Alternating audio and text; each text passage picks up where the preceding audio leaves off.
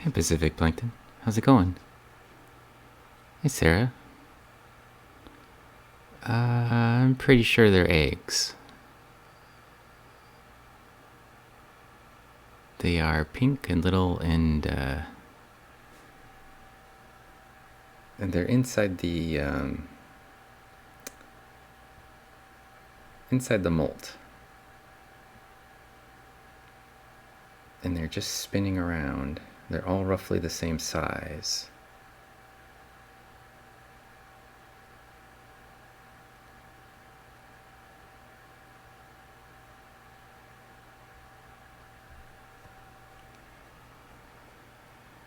Hey, Rihanna. How's it going?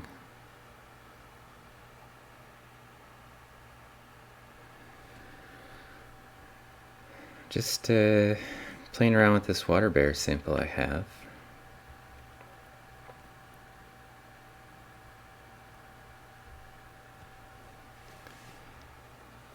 No, they don't look like ciliates at all. They're not really moving like ciliates either. I mean, they are moving around, but ciliates are usually like a lot faster.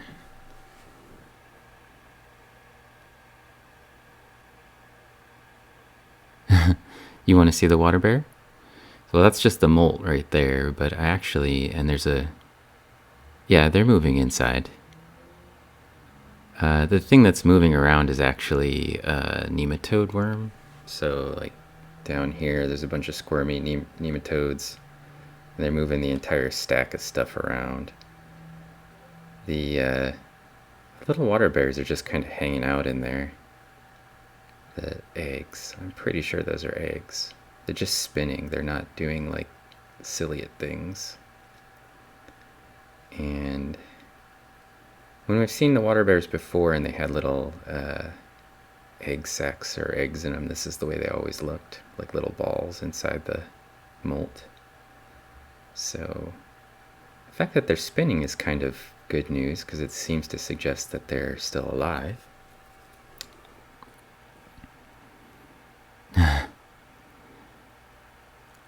Yeah, these are okay.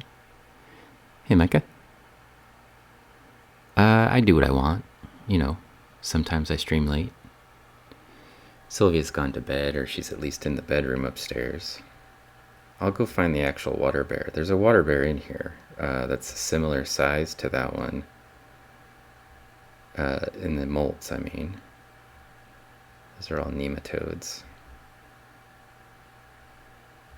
It's just an open drop of water.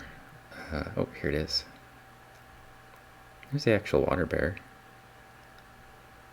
You can see it's a little bit different than the kind we had before. It's got sort of a little 5-star or 6-star shape around its face. And then it's got two little antenna-like structures coming off of its cheeks. We saw ones like this in that were really small in one of the samples from my yard once. But this one is huge relative to those. You can really see it moving around. Yeah, it's huge. I can, for the SCM, if it's yeah, he's got little baby claws, and he's got a little, his newt has got this, like, you know, thing around the face, which is pretty cool. I have one on a cover slip that we can put on the SCM that's the same type. And this slide I think I'll probably keep, you know, with the eggs on it. I don't want to lose the eggs. Oh, he's got disconnected from his little pile of junk he's been crawling around on.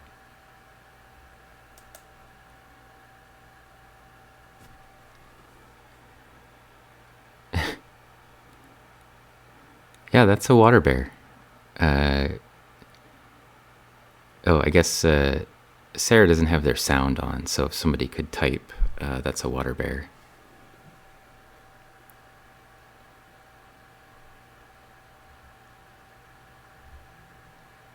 You see stretching out. A little earlier I had another water bear that was like this that I pulled off and put on a cover slip by itself, but it was eating a nematode worm, and the worm was basically stuck in its little snout, and it was still sort of squirming around inside of its snout. It was pretty cool. And what's happening to it? It's just, that's what they do. They crawl around. They've got their two back claws are usually for kind of holding on, grasping things, and their front six claws are for sort of exploring, basically. And yeah, he's got a sweet little nose. Oh, there comes a nematode. I better watch out, because I swear I saw this one eating a nematode earlier, and they seem to be like kind of grasping around for them. I don't know, if we catches it, we'll see what happens, but it's getting awfully close to danger, if you ask me. The other one it was eating was a little bit smaller than that. I didn't do anything. I just pulled it out of a sample, that's all. And it's just hanging out. No acid. No nothing.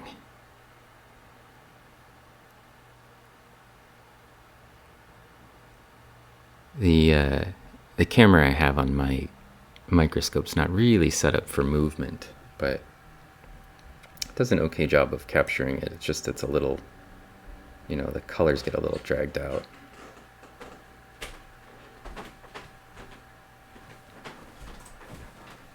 Now I'm streaming. Yeah, it's fine. We just got a little water bear. Well, actually, it's a pretty big water bear. And it's kind of flailing around. I found another one, and I found some a molt that was full of little water bear eggs, too.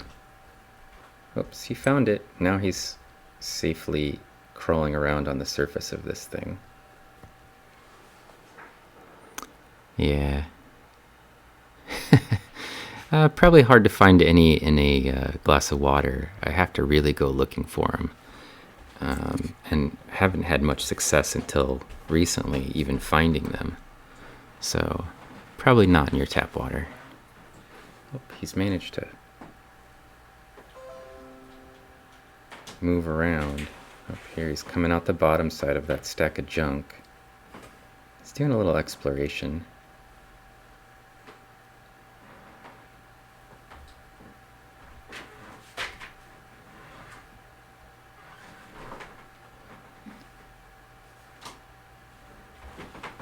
So I was really pretty excited because there's another nematode.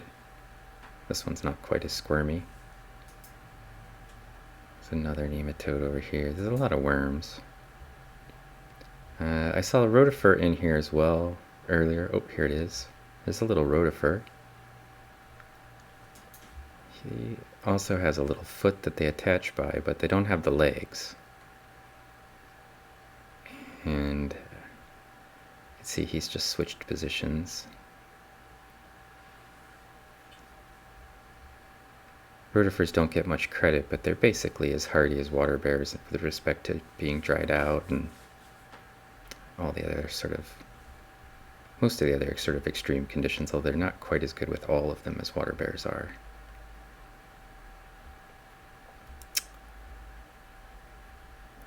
Nematode.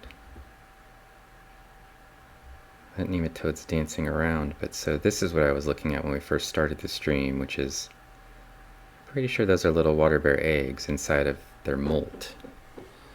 And you can see them kind of spinning around inside the molt itself. The worm's spazzing out. Yeah.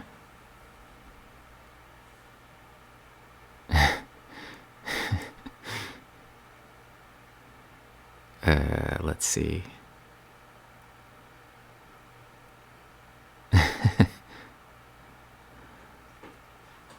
What's going to happen to water bear when we're done with the slides? Well, one of them I've collected for the SEM, but these little guys, the ones in the egg casings here. I'm hoping to sort of keep them around and get them to hatch.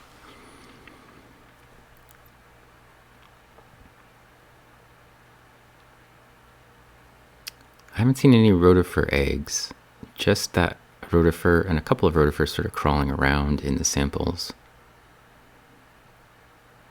Yeah, the normal process for the water bear, the bigger one, is probably it would just dehydrate and then go into its cryptobiotic state called a ton state, where they just kind of hang out. But the molts are pretty cool by themselves. You can actually see it's got all the little claws.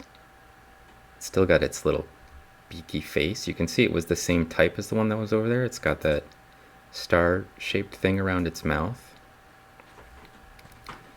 So if they are eggs, which I think is very likely, they belong to that sort of reddish bear at the top of the screen, same species probably.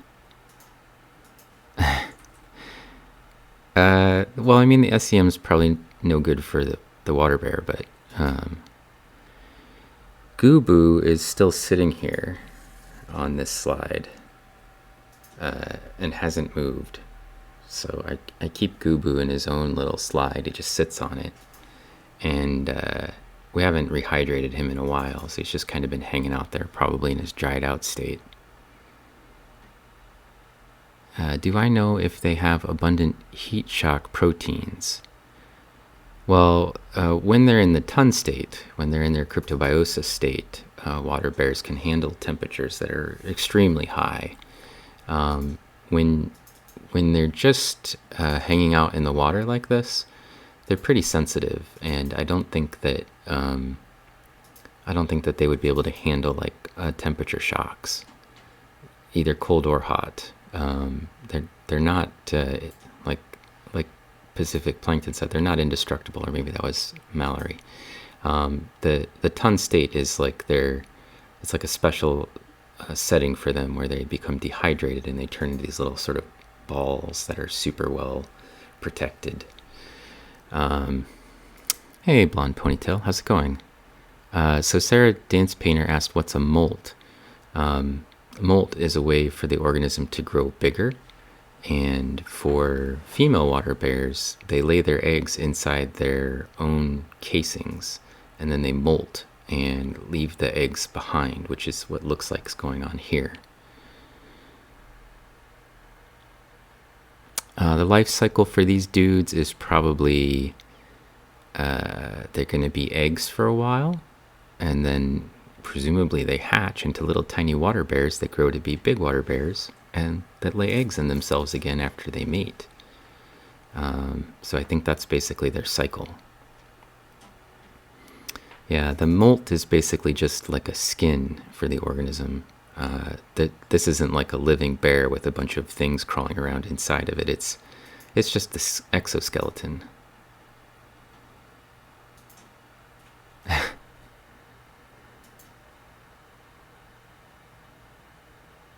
Yeah, I don't know. How do you convert Excel to PDF? I think you can just tell it to save to PDF.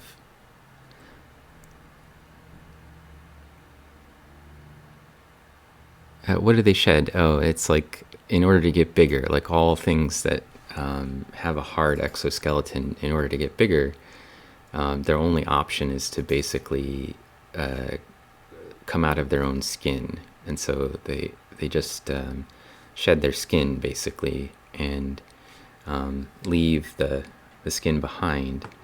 The same thing happens to insects. A lot of insects will molt. Ostracods molt. Most of the aquatic organisms that start off as sort of either aquatic insects or like copepods, they all molt. In some cases, many times. I think copepods will molt through 6 or 7 stages of nauplius before they become juveniles.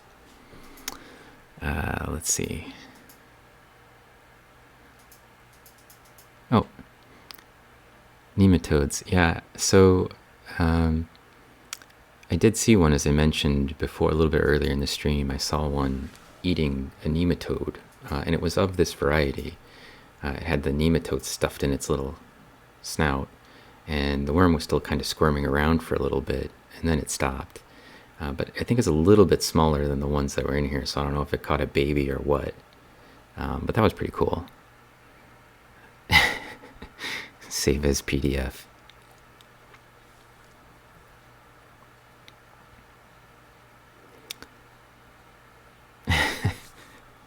Hey, very little beef. How's it going? There's a lot of advice to Mallory about how to print to PDF from her Excel file. Are the eggs just diffusing in there, or are they moving around for some reason? I think they're actually moving around. I don't think that they're... it may not be clear to you. It's definitely clear in the light microscope. They are, internally, they're spinning. I'll ramp it up a light to, one magnification. I think it'll be a lot clearer to you once I do that. Let me check to make sure that, yeah. So you can see them in there. They're kind of spinning around inside the, see if I can fix that. It's a little over bright. Ah, there. So you can see they're actually sort of spinning around inside the molt, and they kind of glisten as they spin, so you can see them. And I don't think that movement is accidental. I think that's, I mean, some of it's the table vibrating from my arm being on it, but I think that you can see the eggs are like zooming around in there. So, and like I said, I don't think that those are ciliates. They don't move or seem like ciliates to me, but I suppose it's possible. I can't see any little hairs or anything, but they must be moving around somehow.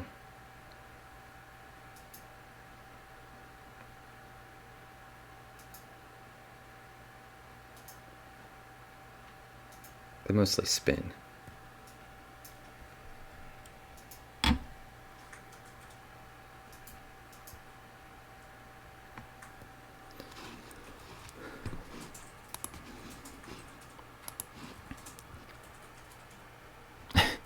You don't need to have a printer, Mallory. You can tell it to print to PDF.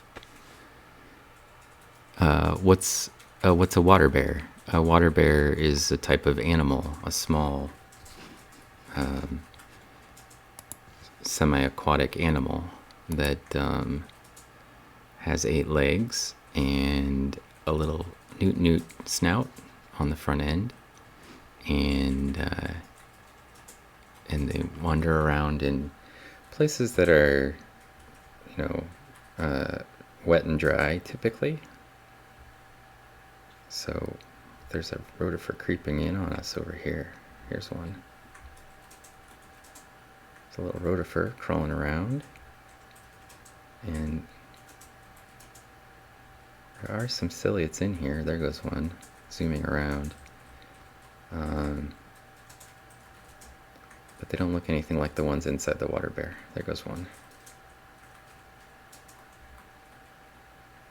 And let's see if I can find the actual waterbear again. That's the nematode. It's another nematode. There's some ciliates right there. See how they move around super fast? Oh, the mama waterbear, or a mama waterbear, is up here. It's crawling around in this stuff. It's probably just looking for food. Maybe it will hunt down one of those nematodes for us. It's really sort of challenging because I didn't put a cover slip or anything on this, and so there's a lot of three-dimensionality, and the waterbear is super active, so it's constantly kind of climbing around. But you can see that it's got like a little star-shaped like spines around the outside of its mouth, which is pretty cool.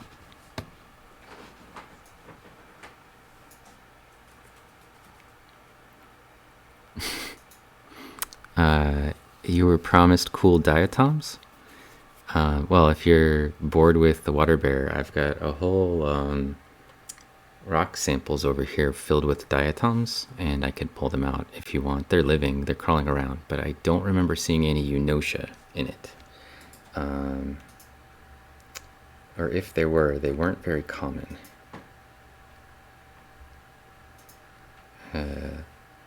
I was collecting a bunch of stuff, so this is actually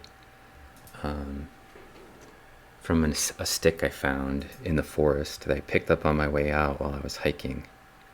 And it was covered with lichen, and I thought, oh, well, none of my other lichen worked out very well in the past, except for when it was on a stick. And that pattern has continued. So I picked up a bunch of lichen off of old logs from a bunch of different places, and the only ones that actually had the water bears were on the stick.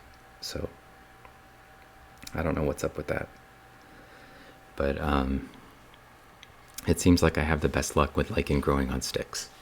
So I'm just going to stick with that as my choice in the future.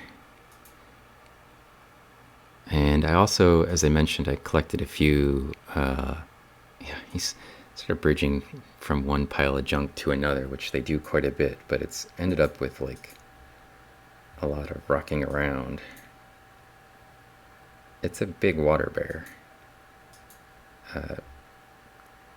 This is actually the largest ones that I've seen.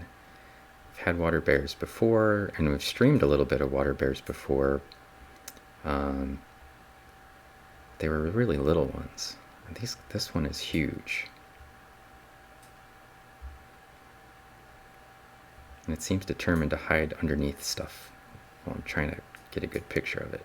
So anyway, so you can see they have 8 legs and a little snoot on their face. And it's probably just roving around for food. They're pretty active when they're active. Junk pile crawling, yeah, that's what they do. I tried looking at lichen from rocks, and in fact, I've got a dish of that right here, and I've got a second dish of that right here, and I couldn't get anything off of any of those. They didn't have any water bears on them, and I've not had any luck with moss whatsoever. I know they're called moss piglets, but as far as I'm concerned, they're more like lichen piglets.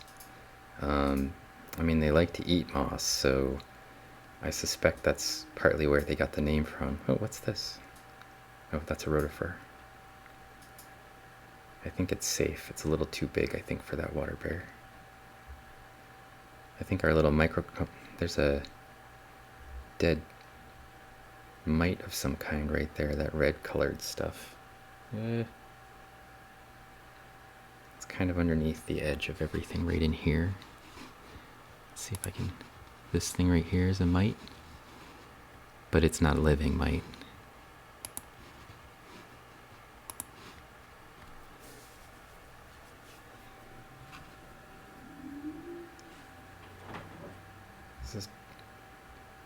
Little nematodes are always squirming around, messing everything up.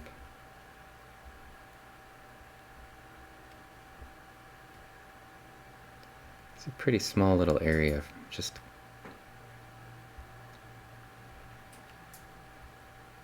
nice because then I don't have to look too far to try to find stuff.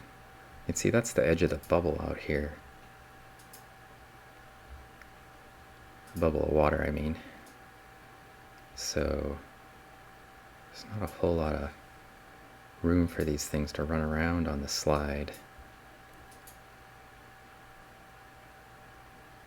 Oh. Not sure what's going on in there. Looks like maybe there's some more eggs.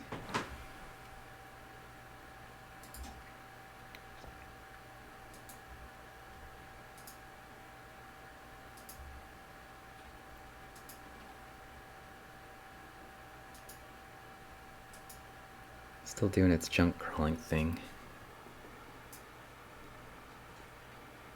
Have you seen Demodex before?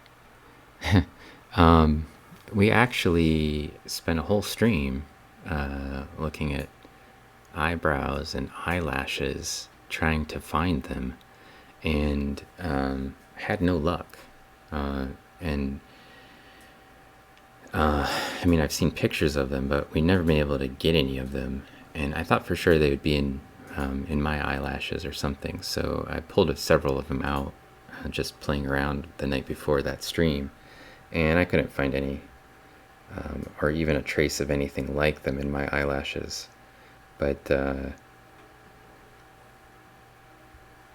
we also tried some older people, some older professors in our department, but we only took their eyebrow hair, and I think maybe they're more likely to be in the eyelashes than in the eyebrows.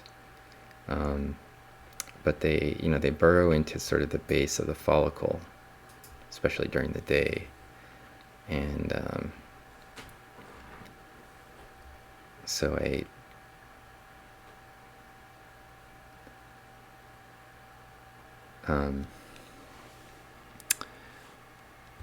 thought for sure we'd find some, but we didn't see anything really, or anything that even looked like one or could have been mistaken for one. So no luck on that front. I've seen a lot of mites before, especially this dead mites in these sort of lichen and moss samples. It's pretty common to find some mites, but usually it's just a husk, like the organism's dead or gone, or it's a molt.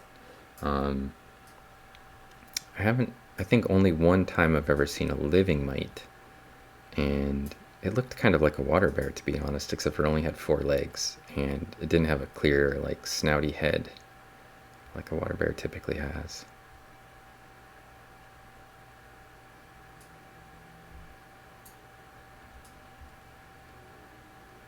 But this is the first time I've seen the eggs moving around inside of a water bear.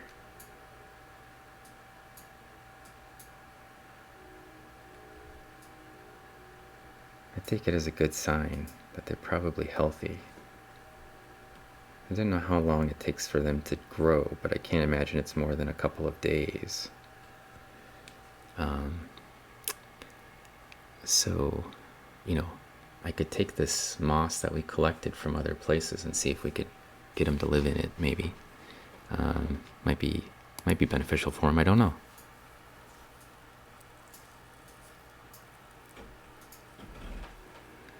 Let's see. Are you trying to ask me, are they international? Blonde ponytail? Good news, everyone! There was a follow. Hey, Lemon. Thanks for the follow. Oh, you think you need to scrape them? Maybe. They mostly live in the hair follicles, yeah, but I plucked out the actual, like, eyelashes, and I could see the follicles in the light microscope around the eyelash, and wasn't anything in mine. So if you're asking me, are water bears international blonde ponytail, they're found everywhere. They're not just in North America or anything like that. They're very widespread.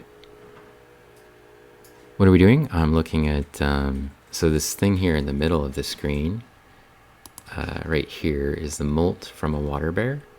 It's jiggling around a little because it's my arm on the microscope, but you can see the water bear. Let's see if I can focus it for you. The water bear's claws right here, and that's its snout. But this is just the exoskeleton. And then this stuff moving around on the inside right here, these like little pink balls that are moving around, are, I think, the water bear's eggs. And that's the way that water bears lay their eggs, is inside their previous molt. And this is roughly what they should look like. So I'm expecting that eventually they'll escape from here. It looks like one of them's working its way out already. Somewhere around the tail end here. Or maybe it's just trapped in the tail end. But there must be an opening somewhere for the water bear, because it escaped. So when they get big enough, they probably will work their way out of there.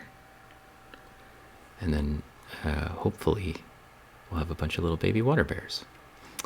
I've also got some actual water bears in the sample, not just the eggs, and some rotifers. As I mentioned, here's a little rotifer right here. It's hiding around inside of this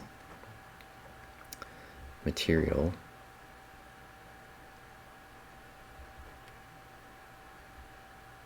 That is a nematode moving stuff around. And there's an actual water bear right here. So you can see it crawling.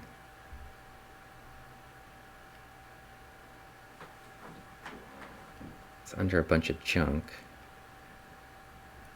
And that nematode's probably getting awfully close to trouble if it decides it wants to eat it. See their little claws? Little star-shaped face. They're like little vacuum cleaner faces. They like to use it to suck the living parts out of things. Sometimes they'll eat moss or whatever. Some of them are carnivorous.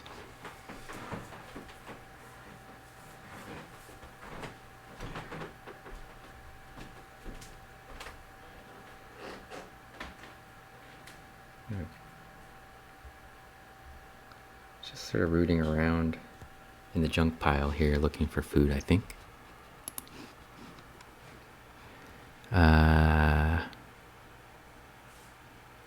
How long before the eggs hatch? I have no idea. What's the black stuff? Well, that's just stuff that's... we're looking at stuff in transmitted light, which means that it's not actually black, it's just thick. So it's plant material. Probably pieces of lichen, which is what I scraped this sample from. And because the light in a light microscope like this is coming from the bottom, anything that's kind of thick or opaque doesn't let the light through, and so it looks black. If I had some other type... Oh, user plus number says 14 days. Somebody did a Google search. But we don't know how long since they were laid, you know, like the laying of the eggs. So, you know, it's going to be however many days since it laid the eggs, minus 14. Shadowy plant pieces, yeah. Dark plant pieces that the water bear's nefariously creeping through, looking for nematodes to eat, hopefully. They're mostly translucent, so you can kind of see what they've been eating. Except for when they get underneath the opaque plant material. There it goes. There it goes. It's out crawling around, stretching out its head. Do I have APES treated slides or anything with adhesion? No. I didn't really come prepared. These are just normal.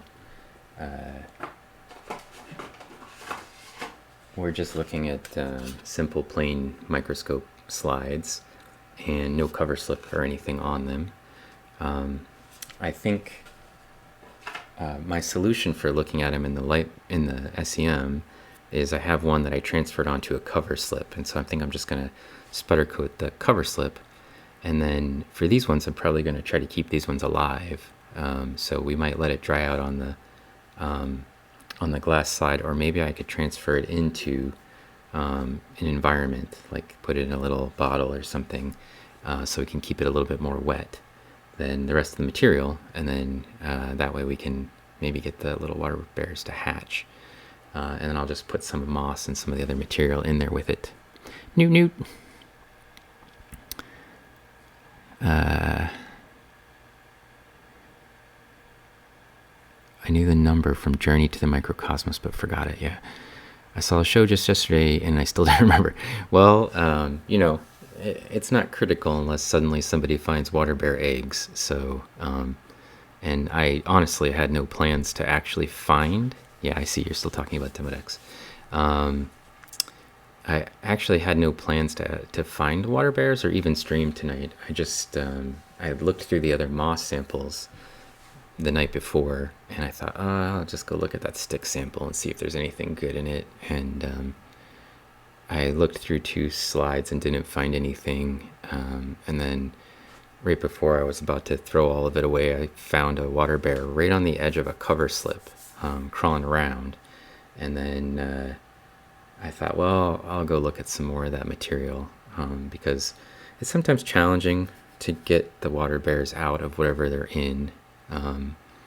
They got claws, and it's kind of hard to detach them. Oh, it's getting close to that little nematode. Oh, except for it's facing the wrong way. It's crawling up this side of the... Yeah, so I thought, well, I'll just take one more look. And then I found a big one, and we watched it for a little while. And then I found another one that was eating a nematode, and so I transferred that one onto the cover slip. And then I made another batch of sample from the same material and found the eggs and this water bear in the same little droplet. So I thought, well, this would be fun to stream. So, and I haven't done sort of a night stream from the microscope for a while. And Sylvia has gone to bed, so that adds a lot less chaos. And so I thought, well, I'll just do a short little stream where I highlight the little water bears that I found. And I was streaming into the Discord, my Discord channel for Pacific Plankton and Mallory. And I thought, well, maybe I'll do something a little bit more accessible for everybody for these particular little water bears. And then tomorrow maybe I'll take the one that's on the cover slip and put it on the SEM so we can look at it for part of the stream, for the afternoon stream. Let's see. We need a Godzilla versus Water Bear movie. Like a irradiated water bear, maybe? So it's like super big.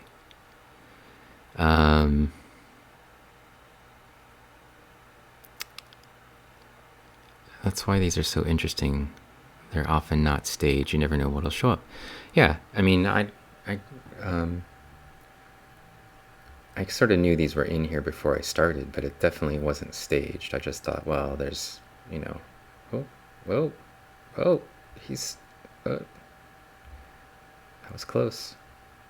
Almost got in its grip. Yeah, so you never know what you'll find when you're digging around in samples. Sometimes you get nothing, and for 2 or 3 nights in a row there, I didn't get anything. So, while I was looking at the mosses where I thought, I'll give it a shot. But sometimes you get lucky, and I thought this would be a nice little stream to showcase the water bear, because it's so big relative to other water bears that we've seen, and 2, because I already got one of them on a cover slip and I know I can put it on the SEM whenever I'd like, and 3, we got eggs. So we just need to find a way to keep this someplace safe, transfer the eggs, and see if we can get them to hatch, because they're still moving around in there. They still seem totally healthy.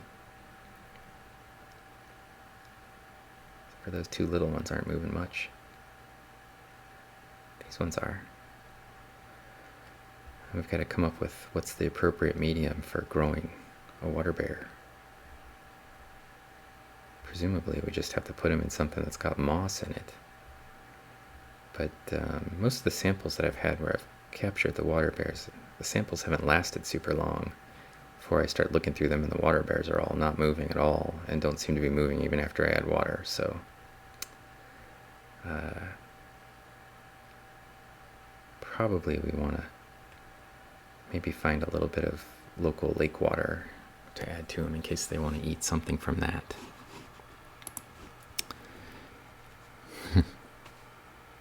Staged.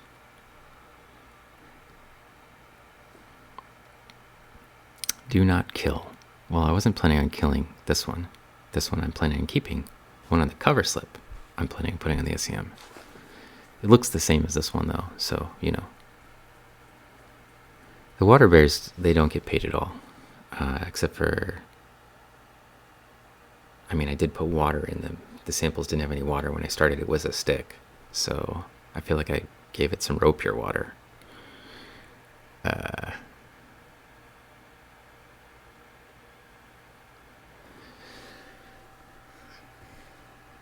It's a pretty cheap cost for a water bear, though.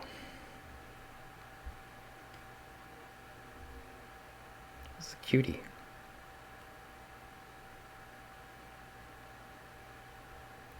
I also got this, found this pretty cool little beetle. yesterday while we were walking Sylvia home from school. So I was thinking about doing a stream where we just looked at bugs. And I mean, this one's dead, obviously, because it was just sitting on the side of the road.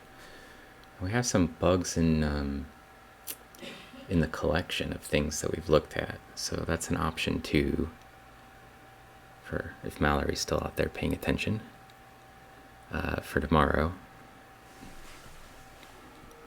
But it doesn't really require much prep, so.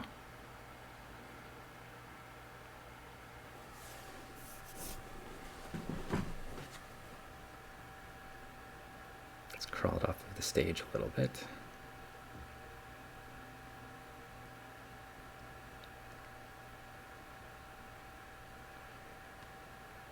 I wish I could make it look as nice as it does in my eyepieces on this camera. I think I'm gonna eventually find a way to connect my camera up to the camera post at the top of this and stream through my my actual camera, which has 20 megapixel and way better processing power than this little thing, so that we can get nice clean images and nice clean streams instead of this sort of pixelated junk. Because it actually looks pretty clear in the light microscope, except for the fact that they're so three-dimensional and they're moving around quite a bit. It's hard to keep them all in focus. It'd probably be nicer if I had a 4x objective for this microscope, but the lowest power I have is the one that it's on right now, which is 10x. And as a result, there's always a little bit of it that's out of focus because the depth of field in this Good news, everyone! Depth of field is smaller than the width of the Waterbear. It was a follow there from Apple. Thanks for the follow. Startled me. Wasn't expecting the computer to talk to me.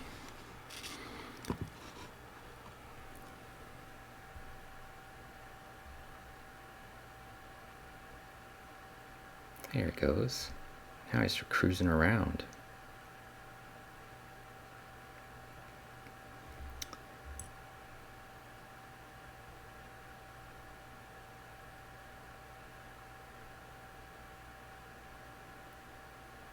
There's some sort of little moss ball right there. The nematode's kind of worming its way through.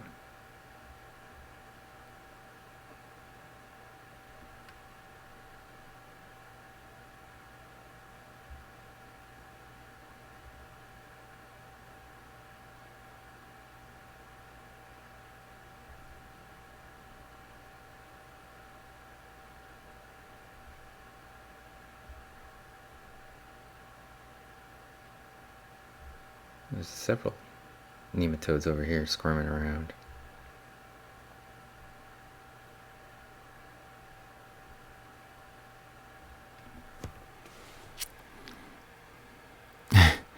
Trying to keep moving things in focus is hard. Late night followers, it's exciting. Why are we looking at it? Because we like to look at little things. That's just what we do. I got a microscope. Let's see. What magnification is this? So the eyepieces are magnifying things by 10x, and the objective is 10x. So those together mean we're looking at about 100 times the normal size.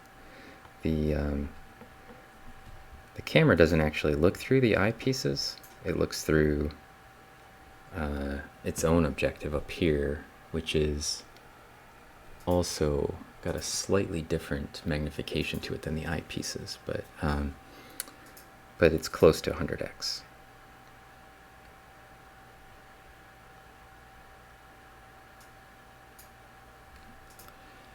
Hundred times total. Let's see. The magnification on the actual instrument is about the visual magnification, and so I can zoom in digitally, and that number will change. But if it's 1 to 1, you know, it says it's 471 times, but that's not real. It's just like digital zoom, basically.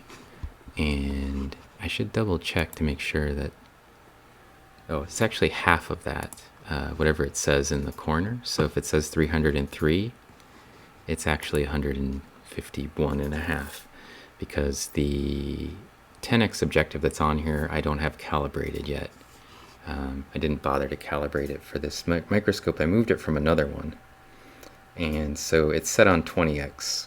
The eyepieces are set on 20x on here, but I'm actually looking at 10x, so it's half of whatever it tells you. So ignore the scale bar thingy. It doesn't know what it's talking about.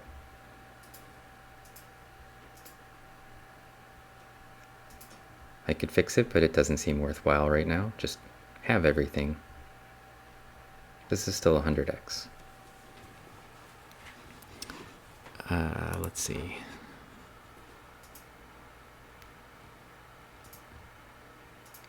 Yeah, the camera has its own objective. Let's see. Can water bears see? Some water bears have eyes, and if you look closely at this one, you'll see that it has sort of two little tentacly things coming out of its cheeks, and sometimes water bears have little eye stalks that are on the ends of those, and sometimes those are just little sensory antennas. And it's really hard to see because it's moving around so much. It's got maybe 6 little things coming around its outside of its mouth, and then these things come off the sides of its head. So it might have eyes, I don't know.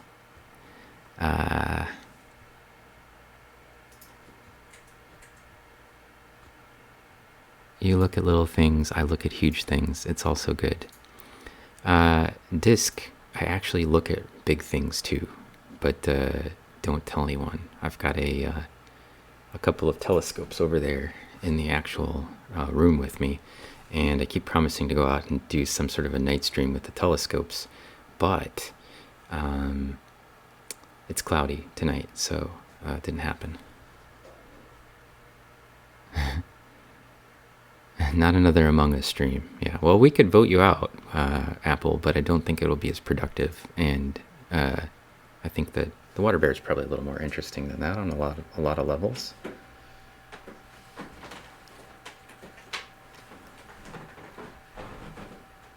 Oh. Let's see.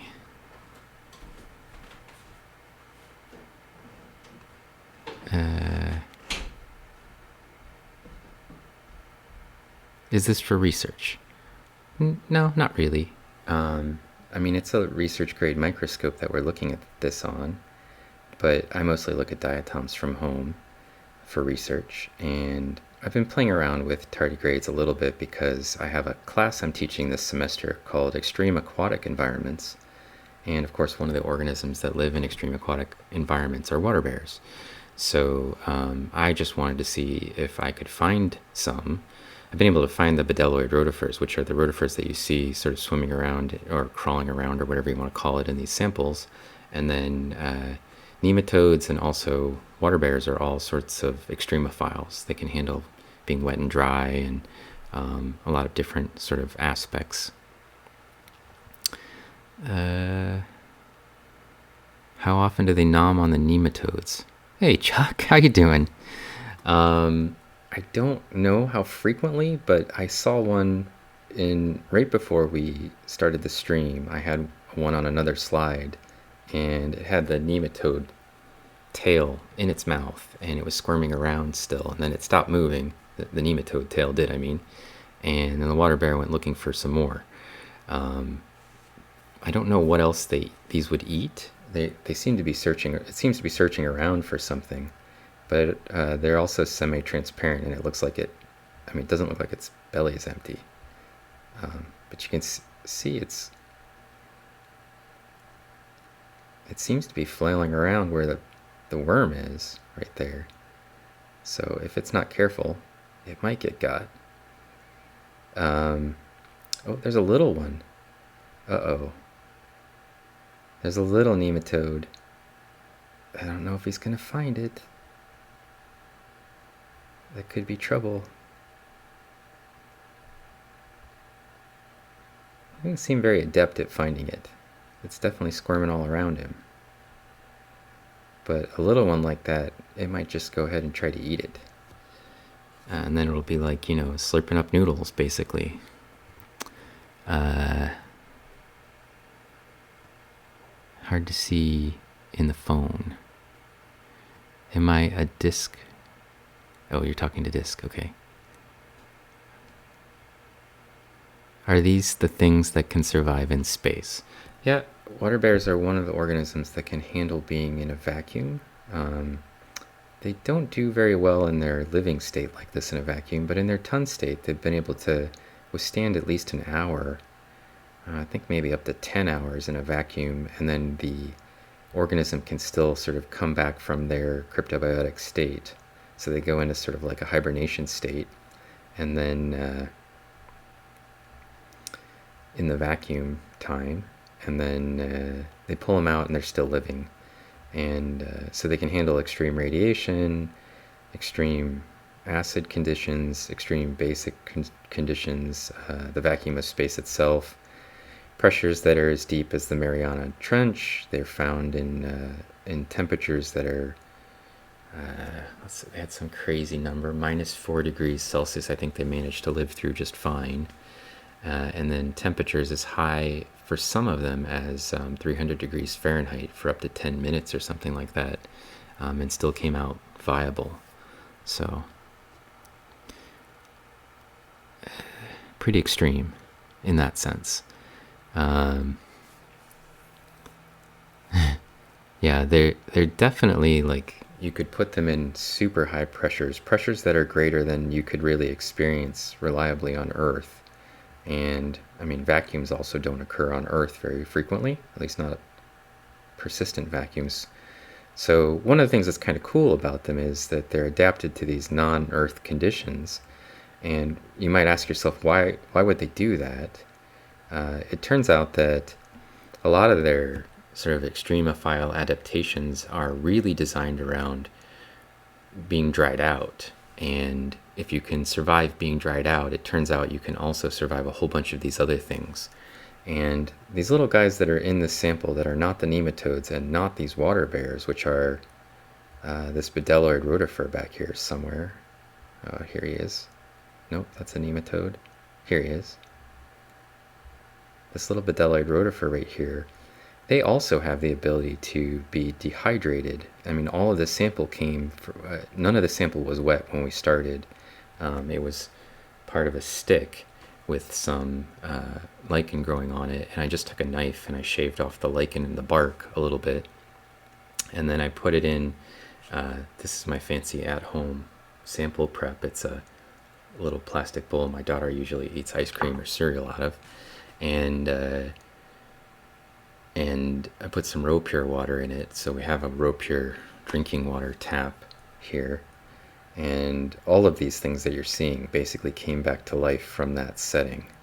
So this little bedelloid rotifer, these nematodes, the water bears itself, and the eggs of the water bear that you can see right here also probably were not active when they were dry. So now that the sample is wet, all of these things basically sort of came back to life, or came, rehydrated and started moving around, reanimated again. You'd like to get a microscope for your niece or nephew. So I have a little microscope that my daughter uses that I borrowed from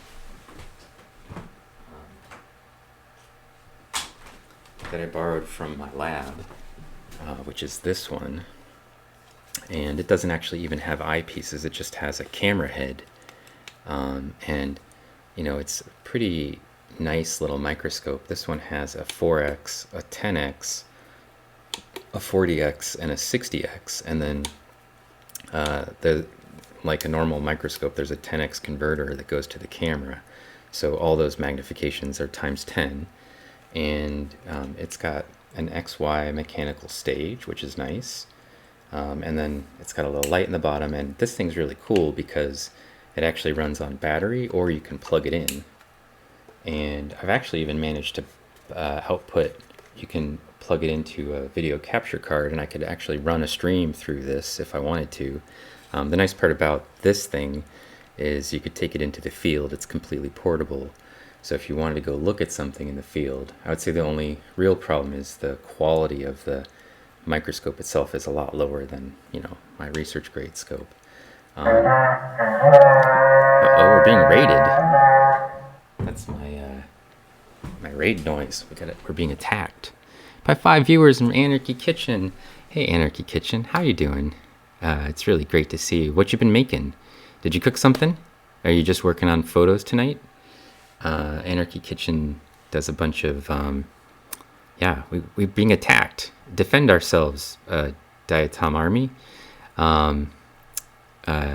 It's nice to see you. So we're just doing a really little casual stream. We're looking at some tardigrades and some tardigrade eggs. So what you're seeing right here, these little round things moving around inside the molt of a waterbear are waterbear eggs. And I'm pretty sure that's what they are anyway. They're in the right place, and they are the right shape and the right color. I suppose it's always possible that there's something else, but if it were ciliates, I would really expect that there would be a whole bunch of these other ciliates crawling around in the sample that are similar, and also they don't really move like ciliates.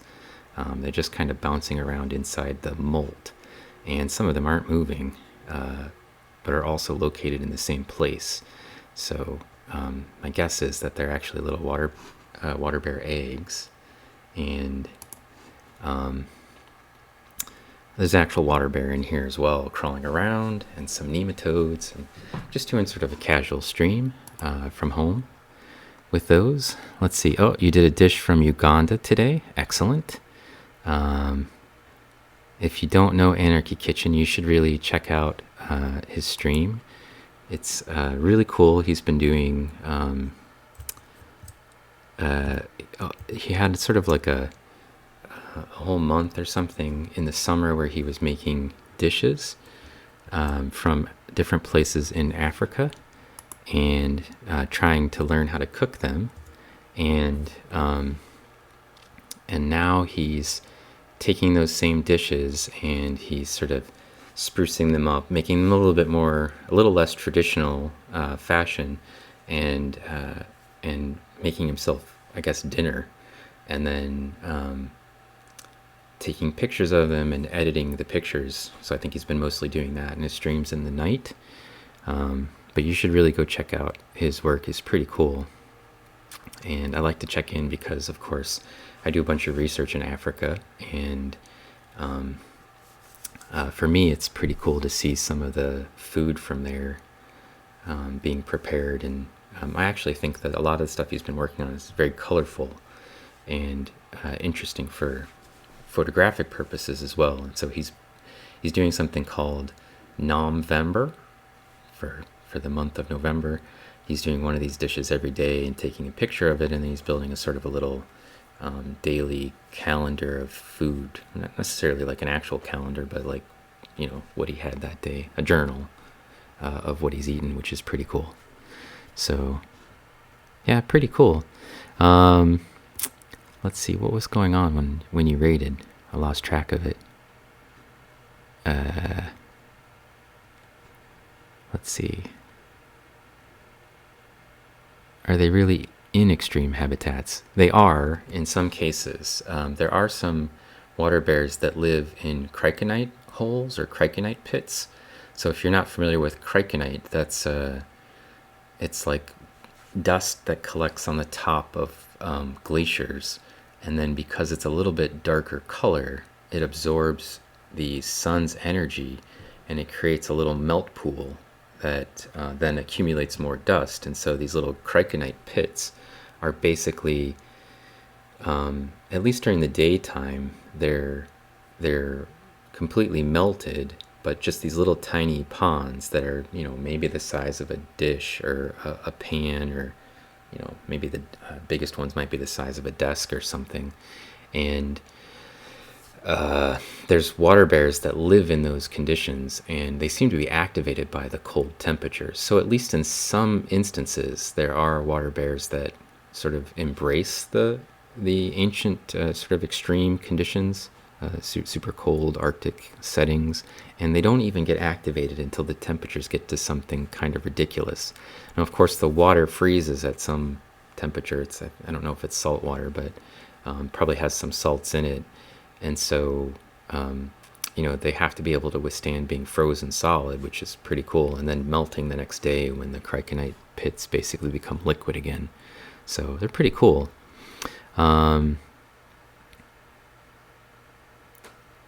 So just eat them.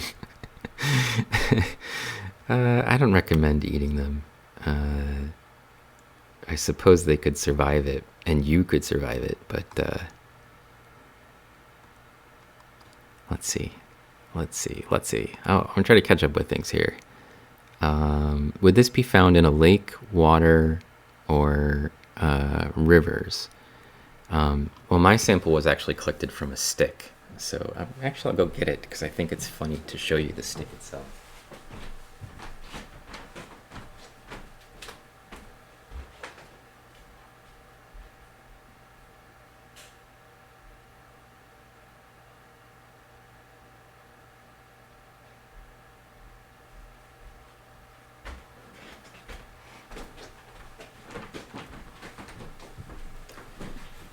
So I took the stick while I was hiking, and it was actually, it used to be together, and I broke it. And then I scraped this one, not completely, but I scraped the bark and a little bit of the lichen off. But this one still has enough of the lichen on it that you can see it. So it's some of this, I think it's called fructose lichen, but sort of flaky or leafy shaped light green colored lichen on the stick, and that's actually where I've had the most luck.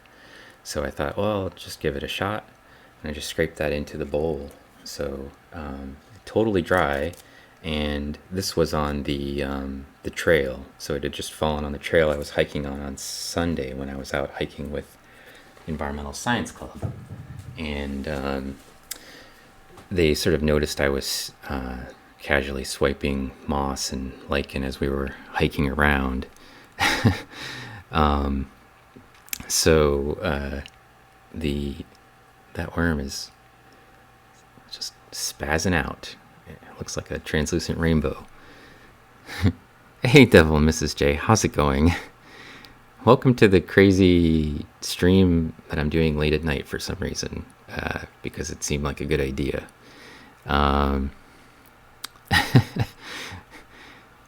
So, delightfully photographed food every day. Yeah, you should check it out. Yeah, the adaptations to freezing are really interesting for water bear because they... Good news, everyone! Got another follow. Thank you for the follow. What's this say, Dantes? Everything's really small on my computer because I'm looking at it through the screen, which is like shrunk down. I don't know why. I guess because the quick actions are open or something. Dauntless. Thank you for the follow.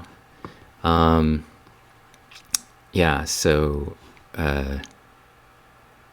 being frozen solid's pretty cool for the organisms. I'm sort of curious if I could continue to find them into the winter, because they're on the lichen on the sticks that fall from the tree outside of my house and also over my driveway, and that seems to happen all winter long. Old sticks basically fall off. So I imagine that they, the snow gets on there and melts a little bit, and then that probably keeps them going over the winter. Nematodes just need to settle the F down, don't they? They're just like spazzed out all the time. They never stop.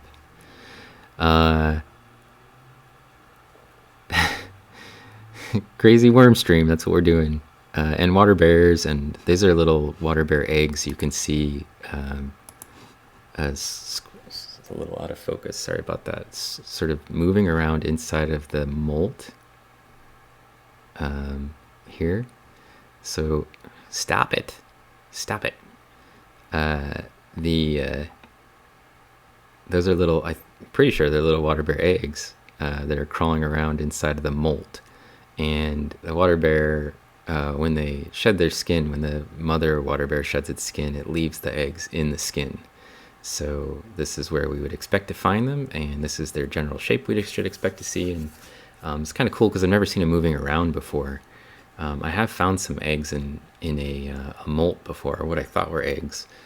They were a little bit bigger and they weren't moving at all. So I don't know if that's what happens. They get a little bigger and then they settle down, or if they don't stay wet the whole time. I'm not sure what the secret is. I haven't tried to save them.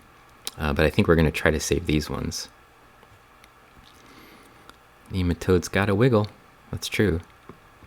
I've been also playing around with a bunch of drawings of water bears and drawings of diatoms, and I believe I typed in a code for Redbubble. Hey, I did. For some reason, you want to buy stuff from Redbubble with Diatom or Waterbear artwork on it. There's all kinds of stuff that my artwork has been stuck on there. Mugs, stickers. Somebody bought a giant throw pillow with a Stephanodiscus on it today, which surprised me because I put the throw pillows down as a joke. But apparently people want to hug a diatom, while they're sleeping. So, yeah, if you want to do some holiday shopping. And I should also point out that there is, on my Discord, I posted a little thing. What was that today? There was so much chatter going on today, it got buried. But there's a little code. It's use the code GIFTS60 on that Redbubble site, and you can get 20 to 60% off. So, and that's up until November 12th at midnight. So if you want to get 20 to 60% off cool stuff, you could do that.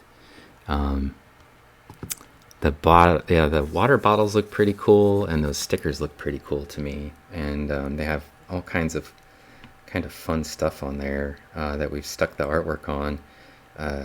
Funny clocks. I think that you can also get like Christmas cards or something. I was thinking about making a water bear with a Christmas card, a theme, like a little, Santa hat or something on them, for people.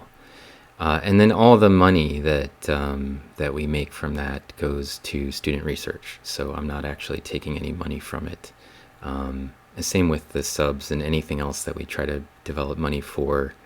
Newt Nation. That's what we're calling ourselves sometimes. It's a Diatom Army or Newt Nation, because we got little water bears now, and they got the Newt face. Newt.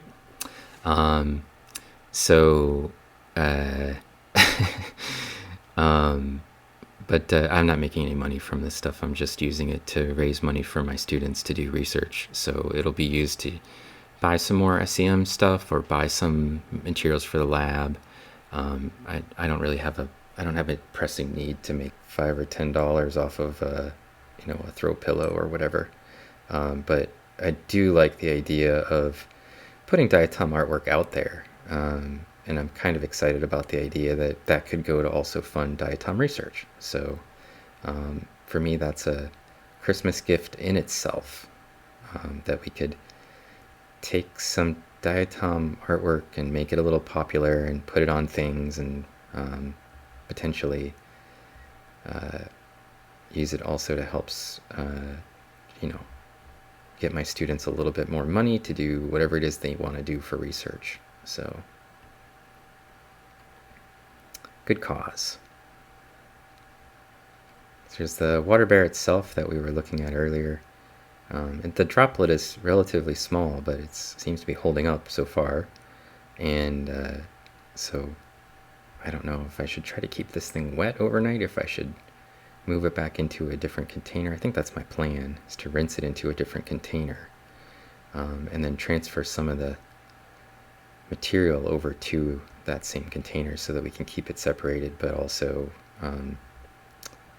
have enough food and natural conditions for the organisms that that we're not denying them anything, and that way the water bear can kind of stay around for a little bit, and hopefully the eggs, if we can keep them around for whatever it is, another 12 days or 13 days, will grow into more water bears, and we can have a little culture of water bears, which would be great. You know, we'll get attached to them, we'll name them, and then who knows what'll happen after that point. Newt Lab. Yeah. Oh, you're having connection issues? Am I having connection issues? It doesn't look like it on my side. An actual Newt Nation. My side, I've got kilobytes per second, 5,000. So, and it's in the green. So, oh, your son's gaming. Well, it's either that or they're jackhammering outside your house. One or the other. Yeah, I'm starting a petition to rename the lab. Well, if I only worked on water bears, I wouldn't mind renaming my lab that. I think since I mostly work on diatoms, that it's not going to fly very well. But I definitely find water bears to be interesting.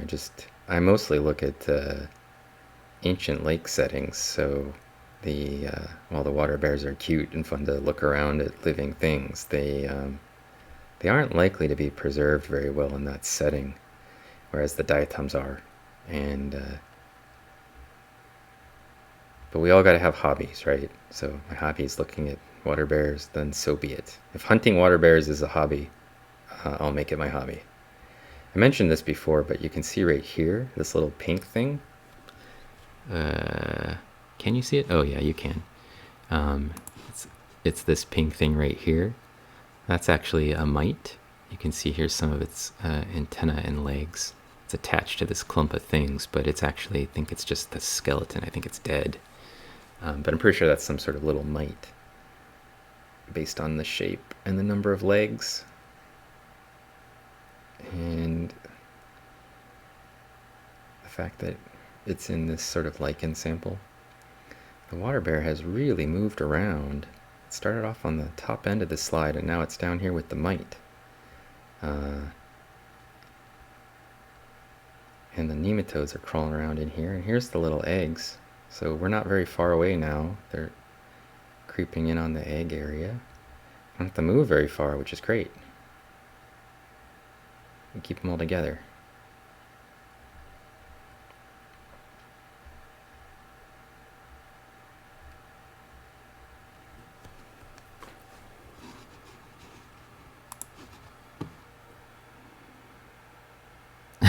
Have I tried checking diatoms from space rocks? No. I don't really think that's likely to produce diatoms. Stream from the PS4 seems okay. Yeah. I have 3 other gamers living with me, so you feel it. A tiny little water bear rug. I don't know if you mean from the Redbubble site. I think there was an option to get rugs, but I don't think I set it up. I think maybe I did set up a bathroom rug or something. I don't know. These things are hilarious to me. No, but I did collect some rocks while I was out hiking, and these I kept in a little bag because they're wet, and I want to keep them wet, which I've managed to do. These are actually covered with diatoms, so you can't see them because they're very small. But you'll have to trust me that I had scraped a little bit off of one of them yesterday, and they were just covered with diatoms that were crawling around. If you want, I can do that right now. I can scrape a little bit off, and then we can see some diatoms crawling around. If you're tired of watching water bears flail around aimlessly, and their eggs moving around, we could actually look at some diatoms. I think I was asked to do that by somebody here a second ago.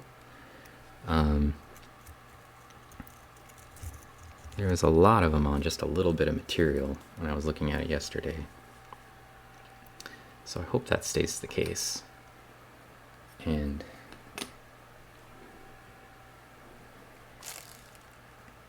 I'm gonna just cheat and use a little bit of the Waterbear water, so hopefully there's no water bears in here. Or if they are, they like a diet of little diatoms. These rocks actually smell kind of bad.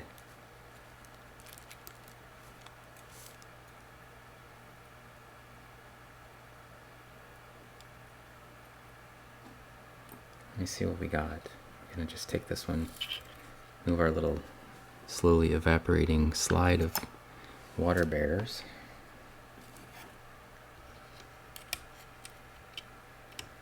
I actually took it from the other rock, so hopefully this rock also is filled with diatoms.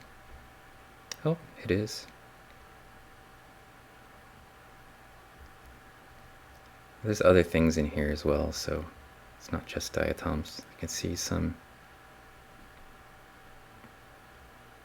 That's a gliotrichia right there. Gliotrichia.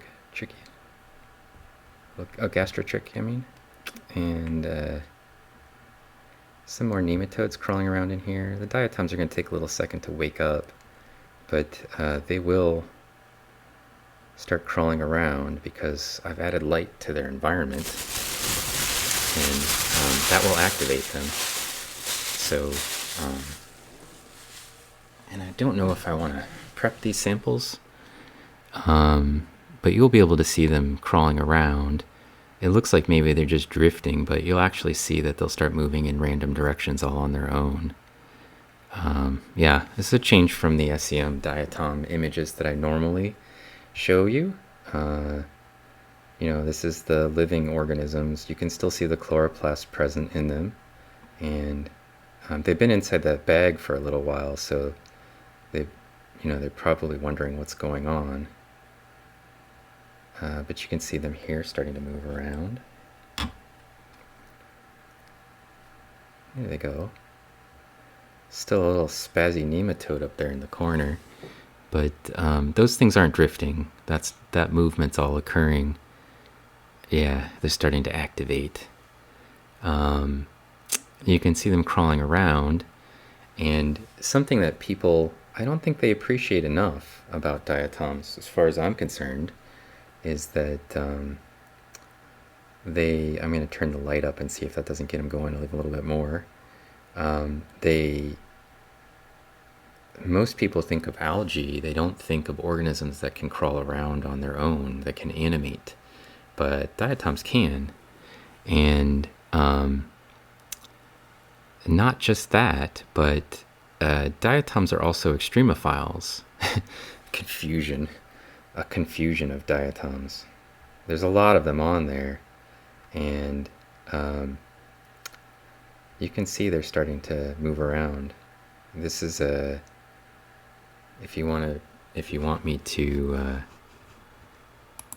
give you some names, this is Gyrosigma. These little guys in here are naviculas, probably.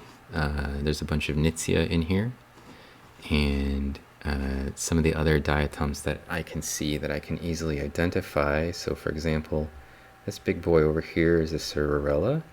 It's laying on its side. That doesn't usually stop them. Here's a little chain of Fragillaria. Sometimes we see Fragillaria on Dell streams.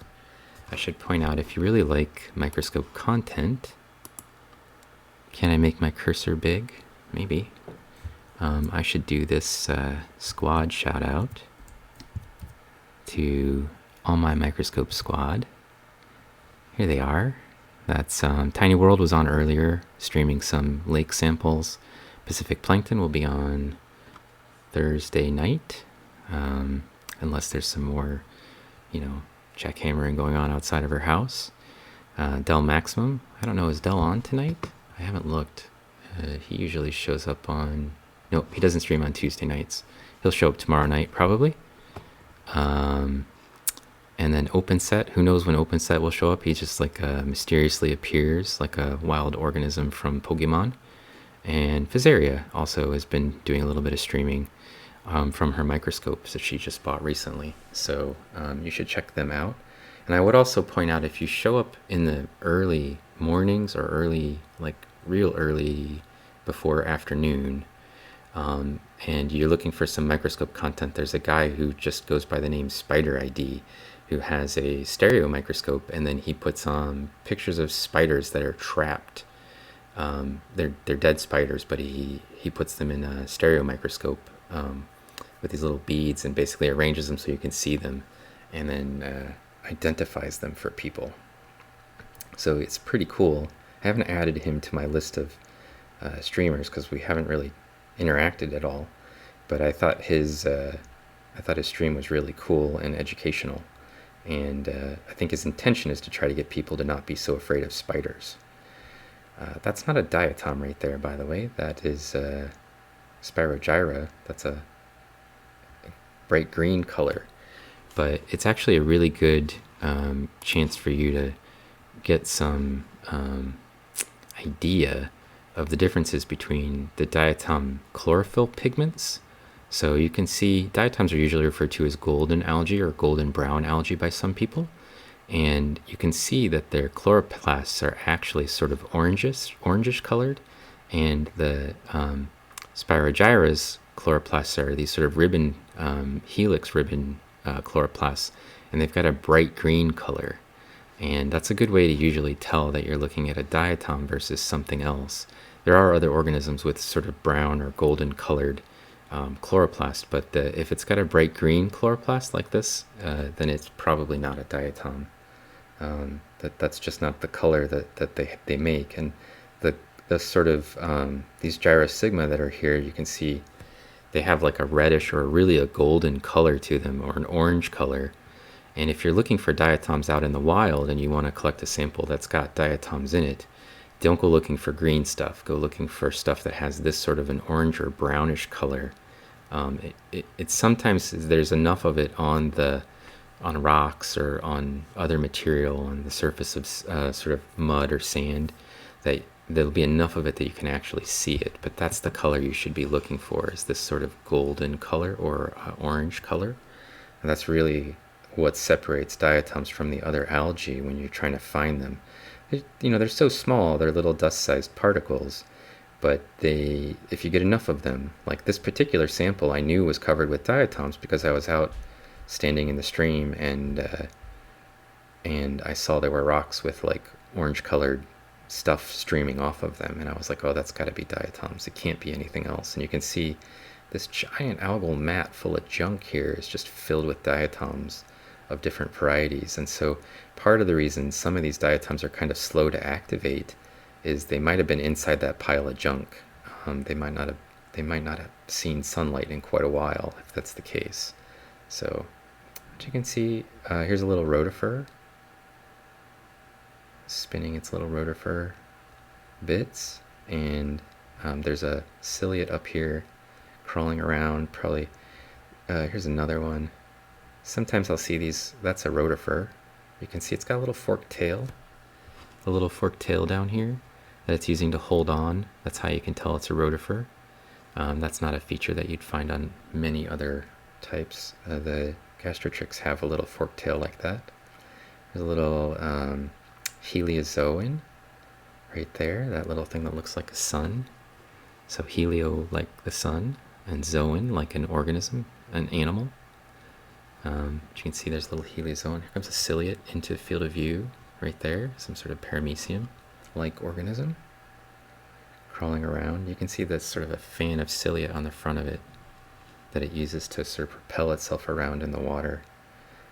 Any droplet of lake water, good lake water, will have ciliates and rotifers in it, so you don't have to usually go very far to get a bunch of that stuff. And anything that's got a good connection to the bottom of a lake should have diatoms that are like these, that are crawling around on the bottom part, that you might be able to find pretty readily.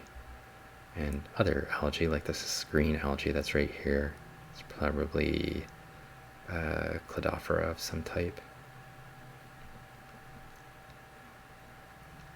Some more of it in here. There's a rotifer. Let's see its little head spinning a bit. I was watching one of these yesterday. There's a bunch of little diatoms like these little things right here. Those little round things are probably Cyclotella, and the rotifer would start spinning its little, well, they don't spin them, they sort of wave them around, the little ciliates next to their mouths, and all the diatoms would get pulled towards its face and would just hit it and bounce off of its face. It was hilarious. Let's see. Sorry. Our diatoms aren't animals or plants. They're technically algae. So people put them in a category called protists, but protist is a garbage category. It just means like not an animal or a plant. And there's a lot of things that are microscopic that people just call protists, but they're not. That's not like a real classification. It's more like, it's like a way of saying what it isn't rather than what it is. What's a stereomicroscope?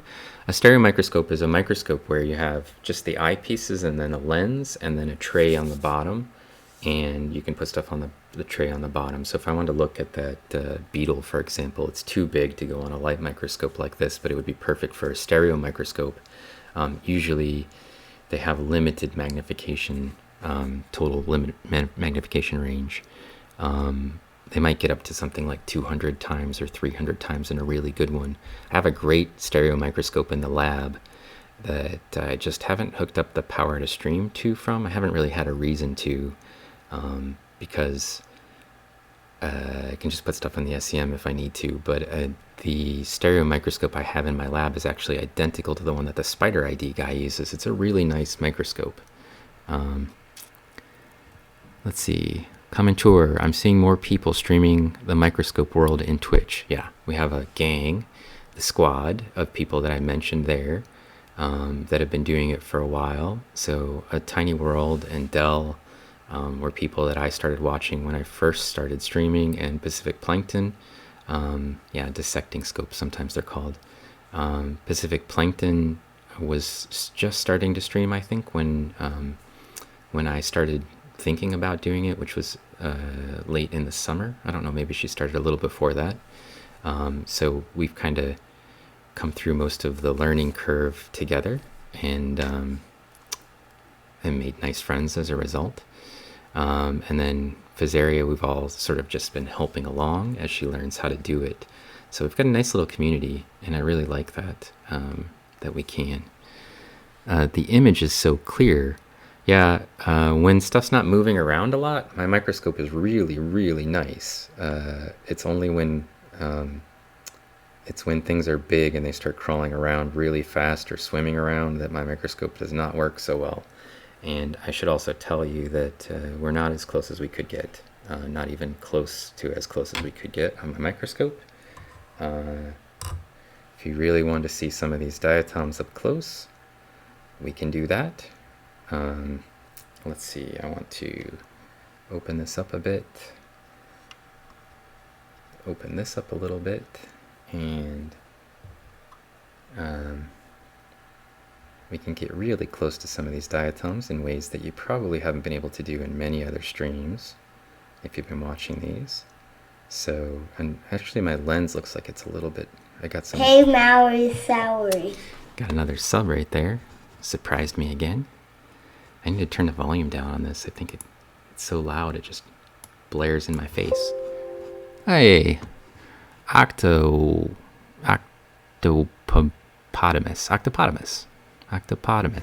Yeah. You want a microscope so bad, I don't even know where to start. Yeah, we have some really good conversations about it. It looks like Pacific Plankton's been all over it for you there. You can check out my Discord, or also Pacific Plankton and I were sort of, and Dell were giving Fizaria good suggestions for microscopes. So if you're really interested in getting a nice microscope, we can make some suggestions. I would say it comes down to how much money you're willing to pay. This microscope costs something like $30,000, so I don't recommend you start with one of these. But you can get a really nice microscope that you can do relatively decent stream from if you wanted to, or just to look at things at home for maybe $100 or $200. I think the one that Fizaria bought ended up being about $600. but it's got a whole bunch of extra features, and it's a really nice microscope that can get up to 100x, really 1000x objectives. So really nice. Yeah, if you saw what I actually did, I'm sorry I couldn't show it, but I actually just took a little bit of a cover slip and I scraped a tiny little bit of the rock onto the cover slip, and it was like what would fit on the end of a toothpick that made this sample. It's getting a little blurry because I touched the sample against the water, I think. So there's really almost nothing on the material going in, and you can see there's all this stuff going on in that sample. So let me fix some things because we're in water. I want to turn down the diaphragm a little bit and maybe brighten it up just a little bit for you. So this little guy right in here, let's see, let me zoom in on that. This is a green algae called Pediastrum, and it's characterized by having a sort of kaleidoscope-like appearance with two little horns that come off of each one of the cells on the outside edge. And that's not a diatom, but green algae instead. And these sometimes preserve, we find them in ancient records. This is the Diatom Melosira. So the sample was collected in a river, I should say, and Melosira is a dominantly rheophilic diatom, a diatom that lives in flowing water conditions. Some of these things are probably, also quiet water diatoms are in here, but it's because it was in an area that sort of had high and low flow where the rocks were, basically. And then so there's a whole bunch of different types of diatoms in here. These are ulnaria right here, these long skinny things. That's a Melosira. These are Navicula. So the genera for diatoms that are in here are just really sort of immense numbers. These little S-shaped things that are here, those have sort of a curved shape to them, are Gyrosigmas that are crawling around now. They're starting to wake up. And sometimes these little guys, these are Ciliates, and you can see inside of that ciliate, the little brown color, those are diatoms. So it's been crawling around in here finding something to snack on among the diatoms that are present. Oh, this is so far behind. Yeah, it's nice to show kids. My daughter has this little scope that we sit down sometimes, and I have a sample and she has a sample, so it's really cool. Let's see. Volunteer astronomers around the world for asteroids. Is there something similar when it comes to oceans, lakes, observing, recording, reporting? Yes. Okay. We'll see you later, Pacific. I'm sorry you probably left before I got a chance to say bye. There are observation networks around for lakes, sort of all over the place. So, yeah, stereoscopes are great for looking at large inverts and small vertebrates, and what I'm looking at is much smaller than that. Oh, it's Little Chook. Hi, Little Chook. I should give a shout out to Little Chook.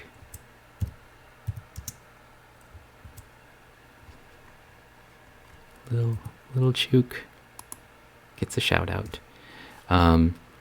Little Chook is a artist, and she draws a lot of chickens, and she's hanging out in our stream all the time. So, friend of the channel, and you should check out her work. She does great chicken art, and she's been making chicken-based Pokemon, I think, recently, and she did a whole series of chickens in different costumes for Halloween, and she's got a great little sort of merchandise store for her work. She does all of her drawing on an iPad Pro with an Apple Pencil, basically, and then live streams her artwork while she's drawing it, which is spectacular. So you should definitely check it out. Yeah, 30,000 American dollars. Yeah, you don't need to even spend $1,000 for a good microscope. Like I said, under 100 will get you a microscope, and under 600 will get you a decent microscope. My $30,000 microscope is because I look at stuff for research, and I need a special type of light for diatoms, which is differential interference contrast, and it's what's giving it that sort of gray color when I set the contrast to be a little heavier here. And I also need a nice camera that will be able to allow us to take pictures that would be publication quality, because I sometimes find and describe new species of diatoms. So, can I see a water bear, please? Hi, Lophius, and you can. Give me a second, and I'll switch back to that slide, which hopefully hasn't dried out completely yet. Can diatoms be in defense as well? You mean instead of just attacking? Diatoms don't really attack. They're totally harmless. Yeah. Let's see. Chukimons. You turned on your sound or something, little Chuk. You're listening for a little bit. How small is water bear? Water bear an animal or something else? Water bears are a type of animal. And let me switch over, because I did have that title, and I think it's only fair that I actually put the water bears back on occasionally. Let's see. I think it was this little sample. Hopefully it hasn't totally dried up yet.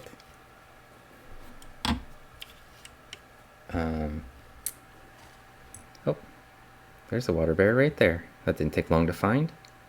Here he's crawling around. Let's see. Hopefully you can see that all right. He's right in here. He's really moving. And he's actually connected up to the water bear egg. And the water bear eggs are right there.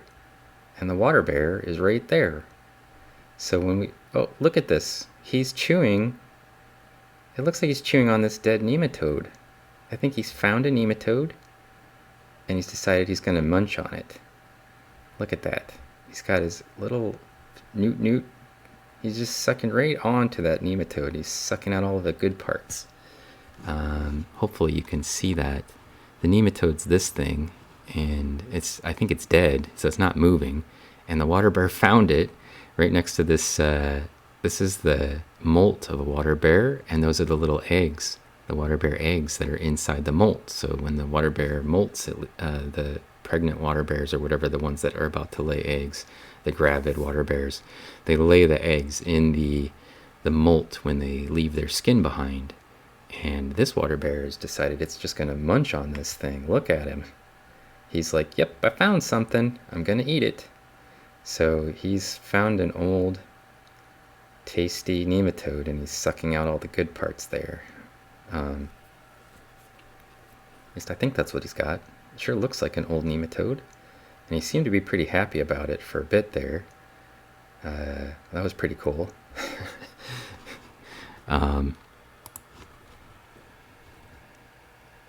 Yeah. The worms are nematode worms. And that is a mama water bear, and these are the little baby water bears, which is pretty cool. It's a dead nematode. It's delicious.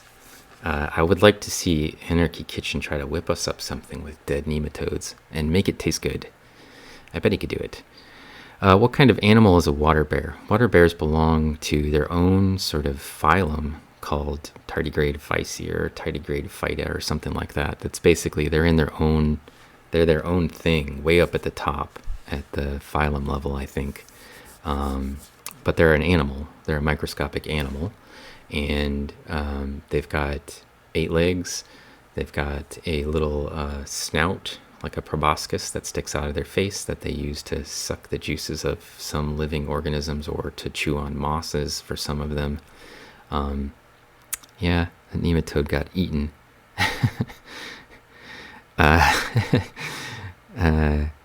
It looks like a weird ghost water bear in the eggs. Yeah, it's just its casing. It's not actually a water bear. The living organism didn't die. It just planted the eggs in its exoskeleton and then crawled out of its exoskeleton and left it behind. So those are the eggs hanging out in there, doing their own thing. And the organism, I don't know for sure that it's this one, this water bear that's right here, which seems to have been energized by its tasty nematode treat it had a second ago. Because the sample's a lot bigger than just this little bit. But something like this water bear probably, because of the size of the water bear exoskeleton's a little bit smaller than this thing. This is actually a little bit bigger. And also, if you look closely, which we can, at the face of the water bear's exoskeleton right here. So let me try to get that for you in a nice clean view. You see these little tiny things sticking off of it? That's the little spines that are sticking off of the snout of the water bear, and there's something like 5 or 6 of them, which is the same as the one that we saw. And it has these little cheek things as well that we saw on the mama water bear that's walking around in here. So if I go back to it and we can get it wherever it went, so as the water droplet starts to dry up, it's easier to find stuff because they're all kind of piled together now. That water bear's in here somewhere. Oh, there it is. Its face is buried in the muck, but if we look really closely at the snout, you'll see it has a little like set of crown of little flaps of skin or something that are around its face. I don't remember what the name of those things are off the top of my head, but they're the same as this one.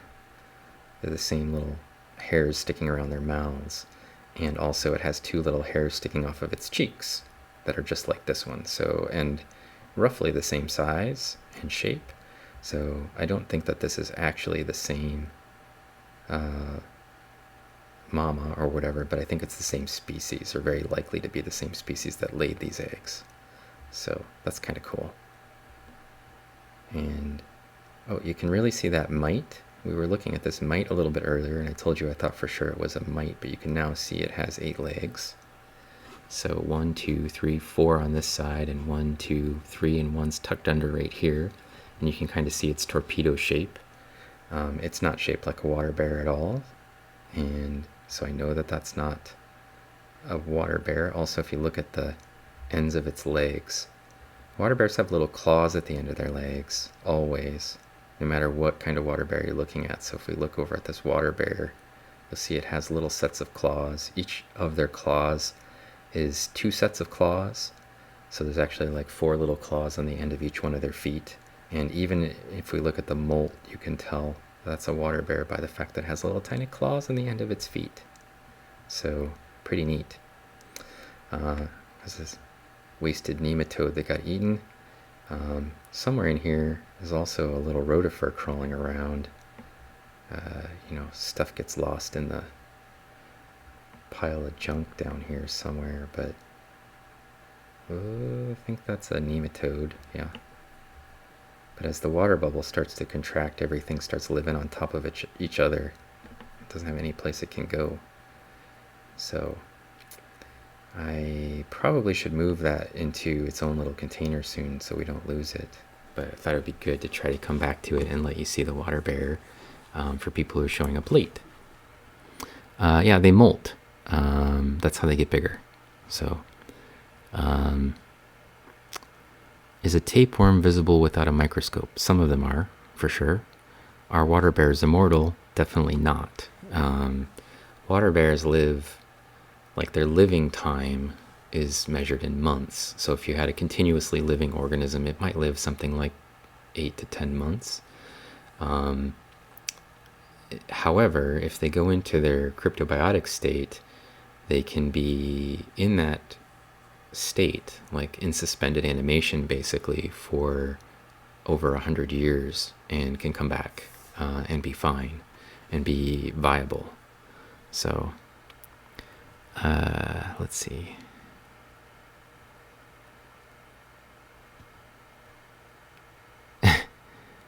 What a weird dog. It looks like your dog. Okay. It's not a spider, it's actually, it's a mite. Yeah. Can they be trained? I don't think you could train a water bear. I guess you could give it a shot. I don't think it's going to work out, though. I think they just do what they want to do, frankly. And it's probably not what you want them to do. So I'm going to put a little extra drop of water on this sample because I don't want it to dry out. I'm worried about that little baby, the baby water bears that are in there. And on here, make sure I didn't get my lens wet. And try to clean up that 40x just a little bit. I think everybody in here will be fine, at least for a little while longer. And then it's a little Arcella. It's all spaced out a little bit more because I put some water in. The worms are going crazy again. That one's particularly spazzed out. And I could have accidentally added some more water bears, you never know what could happen in the drop of water that I put in because it came from the same sample. So I'm going to make sure everything in here stayed in here. I don't know where else it would have gone.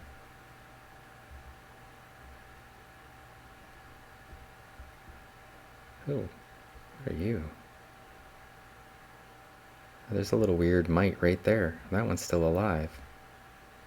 I found a water mite.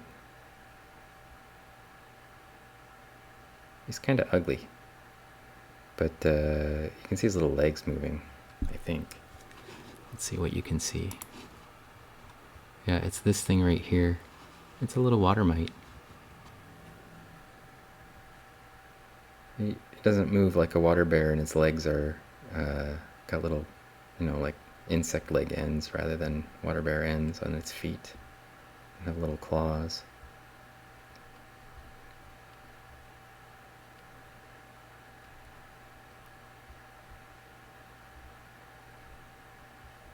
There's our little water bear friend. He's out roaming around. I put the drop of water on him. He's out hunting.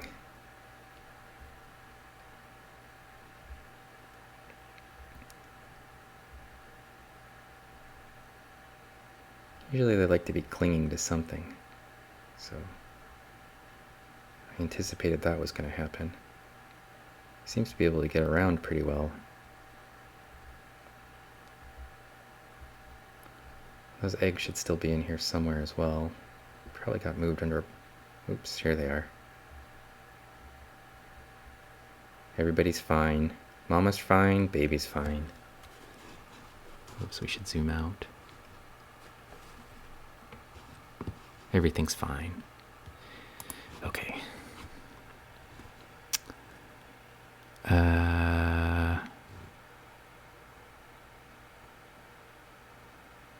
Yeah. Yeah, flatworms, they probably can get them to do instinctual things. Have I seen a fairy wasp before? I feel like maybe I have. A turf war, I hope not. You want to see the mite more? Well, I'll go back to it. Have I looked at a tapeworm before? No. What's the microscope where they look and show a water bear like a solid color? Probably a stereo microscope, because the transmitted light microscopes always basically let you see through things. Whereas the stereo microscopes have a light source at the top. Oh, here's the mite. There he is. It's in that pile of junk right there. Kind of crawling around. Pretty neat. All right. Well, let's see. It showed it like thousands of times bigger than what is showed Is that one really expensive? Well, it's showing it. It's just zooming in. It's not really showing you it any bigger. It's just blowing up the image. So the software does that when I scroll my mouse wheel. But I do think I'm going to call it a night, and I'm going to transfer these little water bears into someplace safe, and we will be streaming tomorrow from the scanning electron microscope from the lab, probably from 1 to 3, and I'll probably have one of these water bears, one of these big red water bears like we see in this sample, on the scanning electron microscope, because I separated one of them out for that purpose from another sample, and I didn't want to do it for more than one, but I think one of them is going to be fine. And it'll dry up so it'll look like a trash bag with claws and a beak, but, you know, a cool water bear trash bag. Oh, you didn't miss anything, Mama. Here's one right here in our field of view. It's clambering around, but I am getting ready to shut down things for the night. But there's a water bear. You can see his little legs and his little snoot, and he's curled up around a piece of junk as he crawls across the screen. There he is, crawling. He's saying, "Newt, newt, newt, newt. Put more nematodes in my mouth." Yeah, it looks like they're swimming, but I think they're actually trying to crawl. They're just not doing it very effectively.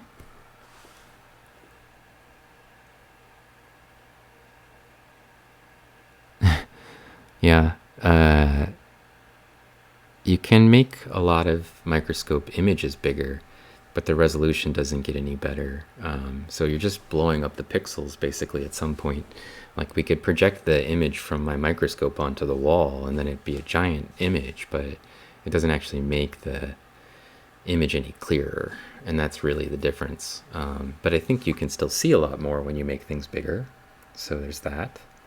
And especially if you can get a low magnification lens, you might actually get a better, for these things that are moving around. So my microscope doesn't handle things that are moving around very well.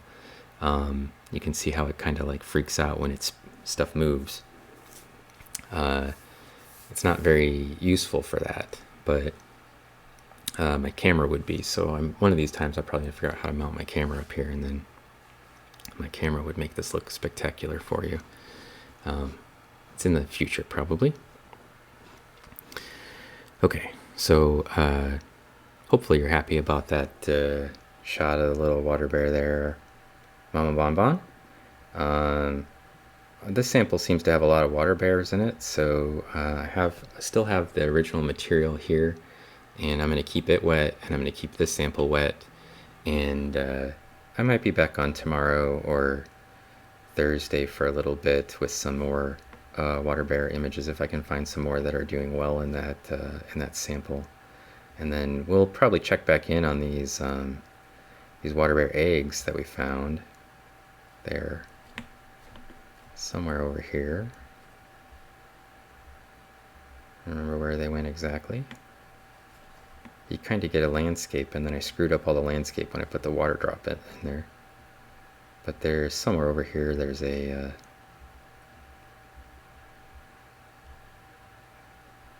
whole bunch of little water bear eggs inside of a water bear molt. And we're going to preserve those. Here they are. So you can see the little eggs, and that's a water bear molt. You can see let's see when it catches up with me. So here's the little legs for the water bear, and that's its head. It's just a molt. It's like an exoskeleton, and then these are the eggs moving around inside of it. So we want to try to keep those alive. Why are they moving? Hey, Amy Ann, how's it going? I don't know why they're moving, to be honest. But I'm pretty sure that they're water bear eggs. So thanks for hanging out with me tonight, Disc of Accretion. And for everybody else out there who's been able to hang out with us while we do this little stream. I wasn't planning on doing a super long stream, but it's actually gone on for quite a while. We got these Waterbear eggs, we saw some Waterbears, we saw some rotifers. I switched over to diatoms for a little while. We saw some diatoms crawling around, a bunch of nematodes. We got to see a Waterbear actually eat, like suck some of the juices out of a nematode. So if you missed any of that, you can always go back and check out the video on demand. It'll be up after we finish with the stream, and you can check out some of that pretty cool situation. Here's a little rotifer right here, just on cue, searching around. That's a bedelloid rotifer, and here's our nematode, and here's the Waterbear eggs roaming around. Here's some more of these spazzy nematodes rolling around in here. But the sample with the eggs we want to kind of keep separated so we can come back to it and make sure that the little baby Waterbears hopefully one day will hatch. We got, sometime in the next week or a week and a half, we might actually have little baby Waterbears. Pretty cool. And so thanks for hanging out, everybody. And Chuck, it was really nice to see you. This is Chuck and I have a really long history together. When I was in college, Chuck and I worked together in a CD store.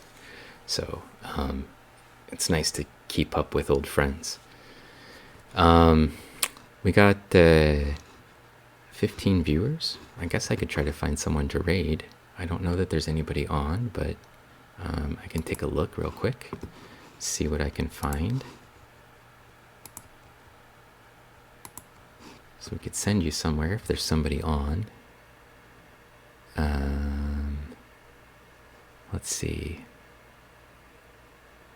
Mr. Shank, Blake Balance, Cyanide Teacups, and that's about it for people that are right here that we could grab. Maybe I'll send us off to say hi to Cyanide Teacups. Quantzanat represent! Yeah.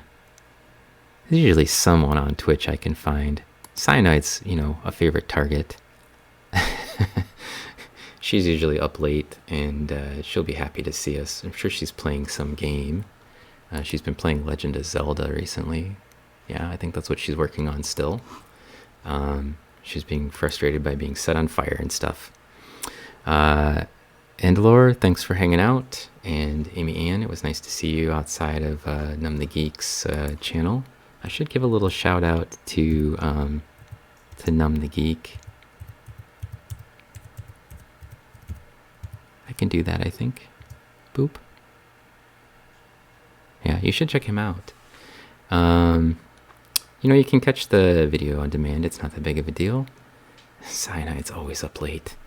Numb the Geek is actually a great musician, and he plays this guitar and fiddle, and he does these sort of looped soundtracks. He's got live learning, and I sometimes will raid him in the middle of the day when we stream from the SEM, because he's usually on at the same time as me on Wednesdays, and another friend of the channel.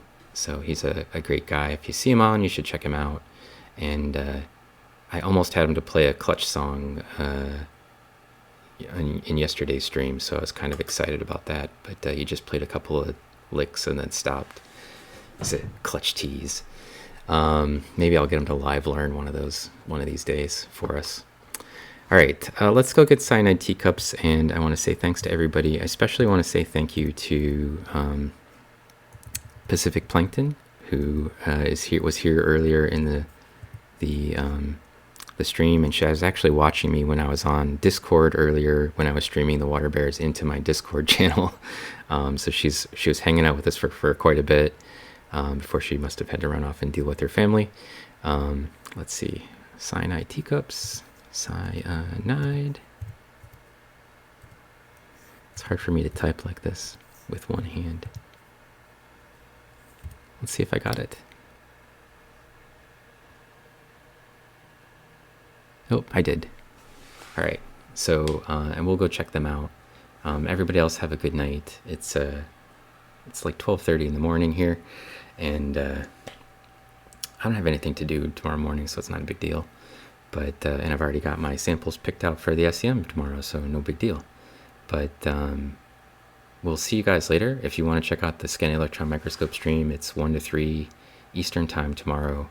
And then again, probably on Saturday, we'll be doing a more sciencey stream where we look at diatoms and such. And I might actually sneak another one in this week because I have a little bit of extra time. My classes are starting to slow down. So, all right, we're going to go raid cyanide. We'll catch everybody later. Thanks for all of the subscribers, Octopotamus, and for the raid from Anarchy Kitchen, and all the follows. So Lemon, Apple, Dant, and Euclid. Thanks for those follows, and let's go raid. Okay, night everybody.